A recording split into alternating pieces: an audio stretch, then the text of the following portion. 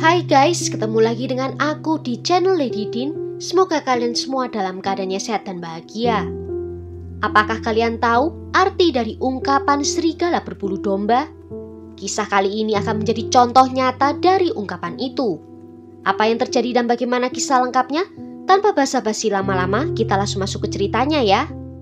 Sebelumnya, jangan lupa untuk subscribe dulu channel ini dan nyalakan lonceng notifikasinya supaya kalian tahu video terbaru dari aku.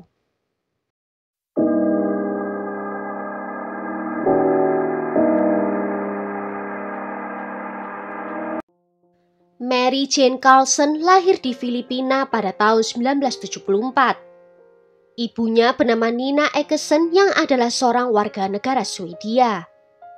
Mary awalnya dibesarkan oleh ibunya di Filipina dan dia tidak pernah mengenal ayah kandungnya. Memasuki usia remaja, sebuah keluarga prajurit Amerika menerimanya dan menjadikannya salah satu anggota keluarga mereka. Dia kemudian pindah ke Fort Walton Beach di Florida dan tinggal bersama dengan 6 saudara tirinya.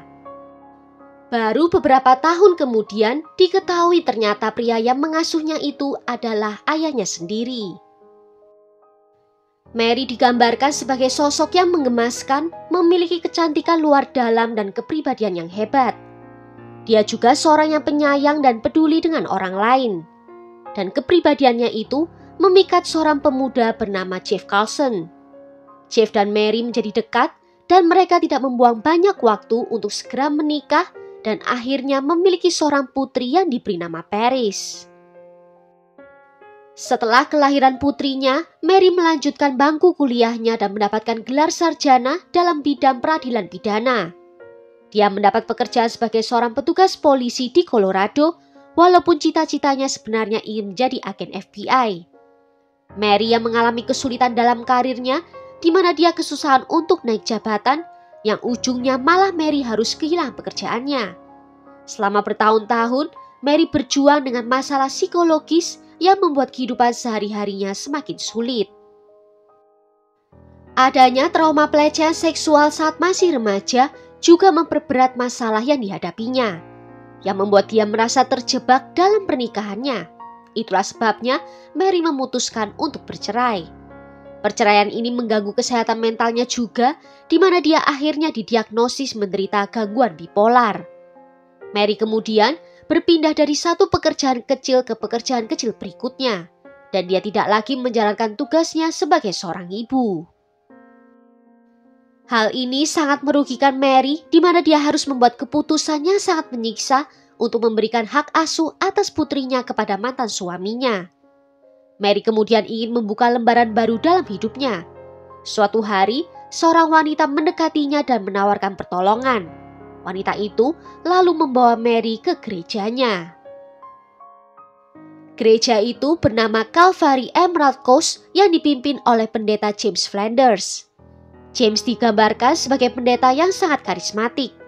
Dia biasanya berkhotbah dengan pakaian santai seperti celana jeans, kemeja Hawaii dan juga sepatu kets. Suasana gereja menjadi lebih santai, menyenangkan dan tidak ada jarak antara jemaat dan pendetanya. James memiliki seorang istri bernama Tanya yang mendukung suaminya dari belakang layar. Mary saat melihat suasana itu merasa kalau gereja ini terasa seperti sebuah keluarga. James dan istrinya dikenal karena kemurahan hati dan sifat terbuka mereka. Mereka akan memberikan bantuan kepada setiap orang yang meminta bimbingan belajar seperti halnya Mary. Mary saat itu memutuskan untuk menjadi lebih dekat dengan Tuhan, dan melihat itu James sangat ingin untuk membantunya. James dan istrinya mengajak Mary untuk tinggal bersama dengan mereka di rumah, namun keluarga Flanders meminta bantuan juga dari Mary. Mereka meminta Mary untuk menjadi seorang ibu pengganti, di mana awal rencana setelah melahirkan, Mary harus memberikan putrinya itu kepada keluarga Flanders untuk diadopsi. Mary tampaknya perlahan-lahan merasa lebih baik sampai setahun kemudian Mary yang saat itu berusia 37 tahun mengandung dan melahirkan putri keduanya yang diberi nama Grace pada bulan Juli 2011. Mereka memberitahu semua orang kalau ayah Grace adalah seorang pria kasar yang meninggalkan Mary dan juga putrinya. di mana sekarang James dan Tanya yang membantu untuk merawat Grace. 3 bulan kemudian, pada tanggal 19 Oktober 2011, sebuah pesan teks dikirim dari Mary kepada teman-teman dan juga keluarganya. Pesan itu berisi kalau dia akan meninggalkan Fort Walton Beach karena ada sesuatu yang sudah lama ingin dia lakukan. Pesan kedua muncul yang berisi kalau dia tidak bisa memberitahu apa rencananya atau akan pergi kemana. Pesan teks itu dikirimkan kepada sekitar 10 orang, termasuk saudara perempuannya dan juga mantan suaminya. Dan mereka semua sepakat kalau isi pesan teks itu seperti bukan Mary yang mengirimkannya. Pesan teks itu terlalu formal, tidak seperti gaya penulisan Mary biasanya. Hal yang janggal lainnya adalah dia pergi meninggalkan putrinya Grace. Mantan suaminya juga merasa ada yang aneh karena biasanya tiap hari Mary akan menghubungi Paris. Situasi ini sangat mengganggu bagi semua orang terdekat Mary. Jeff lalu melaporkan hilangnya Mary itu pada tanggal 24 Oktober 2011. Mendengar laporan itu, para penyelidik bereaksi cepat dan mengenali adanya sinyal buruk. Mereka menganalisis semua pesan yang dikirimkan Mary di masa lalu dan memperhatikan bahwa pesan terbarunya tidak sesuai dengan gaya penulisannya. Keadaan hidup Mary saat itu mengarahkan penyelidik pada pertanyaan tentang siapa sebenarnya ayah dari bayi Grace. Tetapi rupanya tidak ada yang tahu tentang hal itu, bahkan saudara perempuan dari Mary. Penyelidik hanya mendapatkan informasi kalau Mary tinggal dengan pasangan Flanders, sehingga mereka memutuskan untuk memulai penyelidikan dari sana. Saat ditanya, James dan Tanya menjelaskan dari sudut pandang mereka tentang apa yang sebenarnya terjadi. Mereka mengatakan bahwa Mary pernah menghilang beberapa kali dan kemudian pulang kembali. Mereka juga mengatakan kalau Mary berjuang dengan perubahan suasana hati yang parah pada minggu-minggu sebelum dia menghilang. Hal ini disebabkan karena Mary menghentikan konsumsi dari obat-obatannya selama proses kehamilan. James juga bercerita pada hari Mary menghilang, Tanya sedang pergi berbelanja dengan bayi Grace. Hari itu Mary tidak enak badan dan dia tidur sepanjang siang. Di sore harinya, James pergi jogging dan saat dia kembali pulang, Mary telah menghilang dari rumah bersama dengan mobil Mazda putihnya. James lalu memeriksa di dalam kamar, namun menemukan barang-barangnya ditinggal semua. Pasangan Flanders pun bingung kenapa Mary pergi tanpa pamit dan tidak membawa barang dan juga bayinya. Polisi kemudian berkeliling kota mencari Mary. Mereka memeriksa tempat parkir di depan pusat perbelanjaan, depan rumah sakit dan di setiap tempat parkir di kota. Namun mereka tidak menemukan keberadaan Mary. Mereka lalu juga mencoba untuk mencari di bandara dan benar mobil Mazda Mary ada di tempat parkir bandara. Mobil tersebut tentu saja langsung diperiksa jejaknya. Penyelidik juga mencoba untuk melacak pembayaran apa yang digunakan Mary saat membeli karcis parkir. Tetapi hal itu tidak memberikan informasi apapun. Penyelidik juga memeriksa rekaman CCTV di area parkir, namun mengetahui kalau sistem pengawasan saat itu dalam keadaan rusak. Penyelidik kemudian menanyai anggota gereja tentang hubungan Mary dengan keluarga Flanders. Dan ada seorang jemaat yang mengatakan kalau keluarga Flanders membantu Mary untuk mengatasi masalah dalam hidupnya dan mengizinkannya untuk boleh tinggal di rumah mereka. Namun sebagai imbalannya, Mary diminta untuk menjadi seorang ibu pengganti. James dan Tanya sudah lama ingin memiliki keturunan, tetapi Tanya tidak pernah mengandung.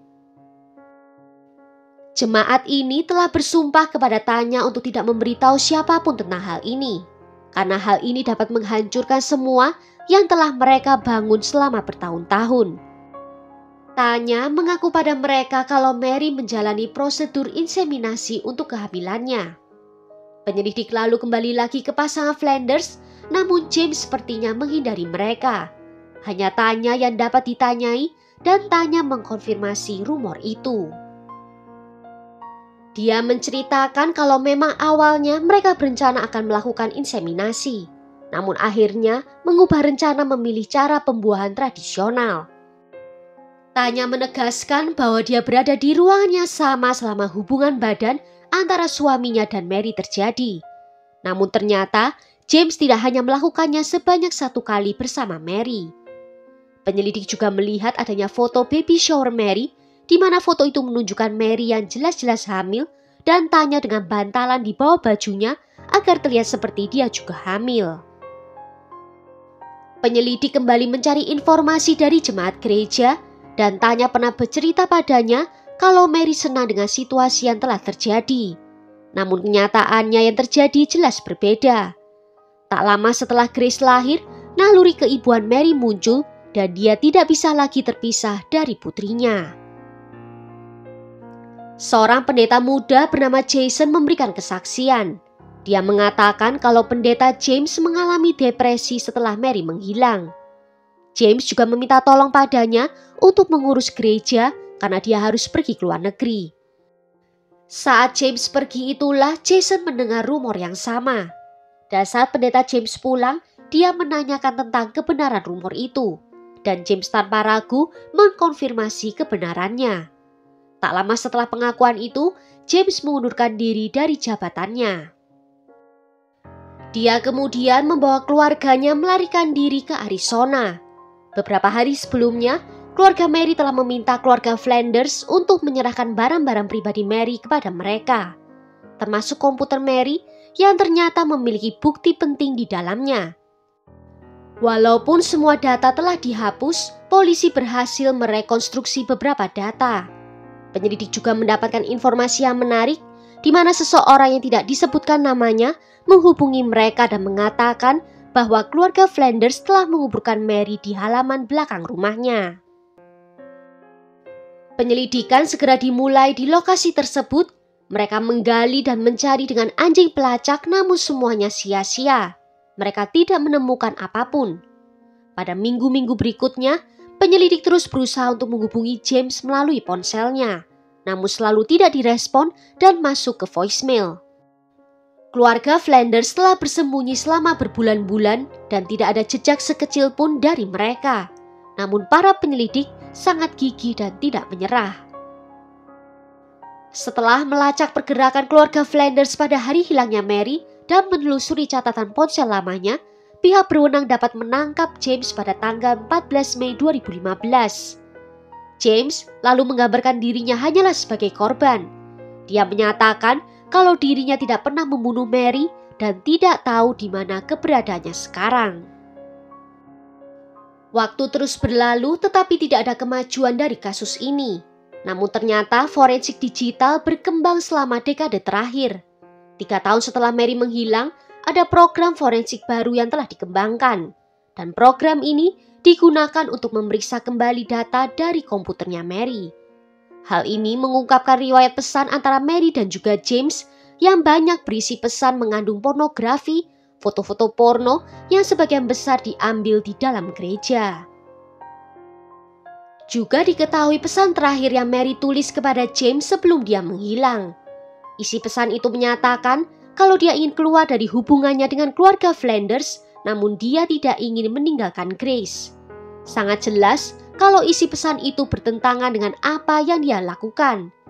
Surat perintah penangkapan segera dikeluarkan terhadap James dan mendakwa James dengan pembunuhan tingkat kedua. Tetapi jaksa ragu akan adanya kasus tanpa ditemukannya tubuh Mary. Pengacara James yang meyakinkan James tentang kesalahannya berdasarkan fakta dan memutuskan untuk membuat kesepakatan. Tuntutannya akan dikurangi menjadi pembunuhan tidak berencana dan sebagai imbalan mereka meminta agar diberitahu tubuh Mary berada. Keluarga Mary setuju dengan kesepakatan itu karena setelah 5 tahun mereka hanya ingin menemukan Mary. Pada bulan April 2016, James memberikan kesaksian sambil menangis, mengatakan kalau Mary mengalami fase depresi dan mereka sering bertengkar. Hal ini meningkat ke titik di mana Mary mulai memukulnya dan dia hanya mencoba untuk menangkis. James mencoba untuk memeluk dan menahan Mary dan dalam upaya ini mereka berdua terjatuh bersama. Dia segera menyadari kalau ada sesuatu yang tidak beres dan kemudian mengetahui kalau Mary sudah tidak lagi bernafas. Setelah memberikan kesaksian, James membawa polisi ke tempat di mana dia menguburkan Mary, yaitu di halaman belakang rumahnya terdahulu di Florida. James menandai tempat itu dengan menaruh sebuah bendera kecil di atasnya. Setelah menunjukkan, James melanjutkan dramanya di mana dia terduduk menangis sambil mengelus tanah bekas kuburannya Mary.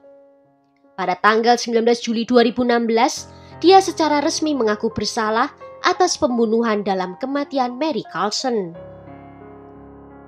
Sisa-sisa dari tubuh Mary ditemukan dalam keadaan terbungkus selimut dengan kedalaman kuburannya sedalam 1,5 meter. Hal ini menimbulkan frustasi bagi para penyelidik karena dulunya mereka pernah melakukan pencarian di lokasi yang sama, namun tidak melakukan penggalian yang lebih dalam. Jika saat itu mereka menemukan tubuh Mary, mereka bisa mengetahui apa penyebab dari kematiannya. Namun dengan waktu 5 tahun yang sudah terlewat, polisi tidak lagi bisa mengetahui apa penyebab dari kematiannya. James bersikeras kalau tanya tidak ada hubungannya dengan kematian Mary dan menegaskan bahwa dia sedang pergi bersama Grace ketika insiden itu terjadi. Pada akhirnya, James dijatuhi hukuman penjara selama 15 tahun atas pembunuhan tak direncanakan.